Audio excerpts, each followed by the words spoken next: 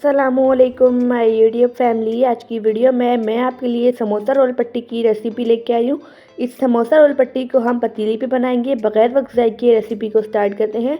इस रेसिपी को बनाने के लिए यहाँ पर मैंने 2 कप मैदा लिया है। मैदे को आप हमेशा छान के यूज़ किया करें। अब इस पर मैं हाफ़ टी स्पून नमक डाल दूँगी और 1 टेबल स्पून पिघला हुआ घी डाल दूँगी।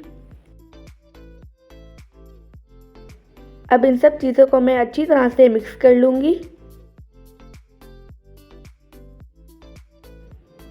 अब इस पर मैं थोड़ा थोड़ा सा पानी डालकर इसकी बेहतरीन सी डो बना लूँगी।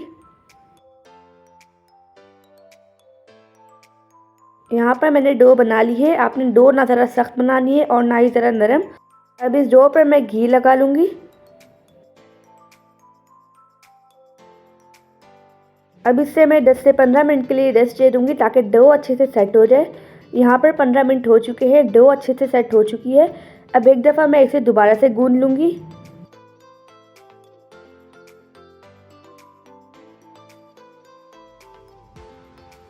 इस डो को 2 इक्वल हिस्सों में डिवाइड करके इसका पेड़ा बना लेंगे।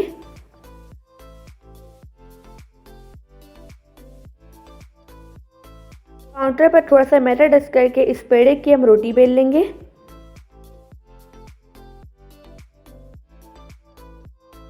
यहाँ पर मैंने रोटी बेल ली है। अब मैं कुकी कटर से इसे कट कर लूँगी।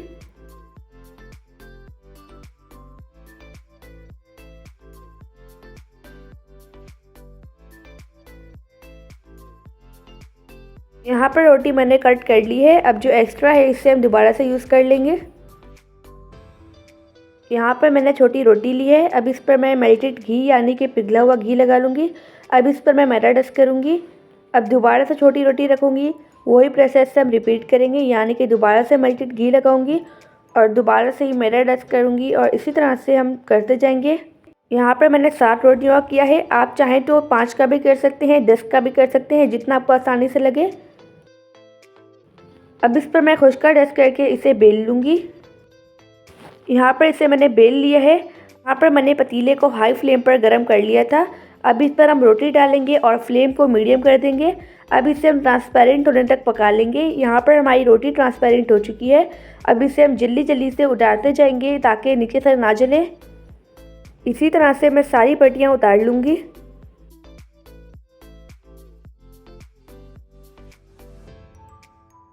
यहाँ पर आप देख सकते हैं हमारी पट्टियाँ रेडी हो चुकी हैं। अब मैं एक बड़े साइज़ की गोल प्लेट लूँगी और इस तरह से पिज़्ज़ा कटर या नाइफ़ से मैं इसके कॉर्नर्स कट कर लूँगी।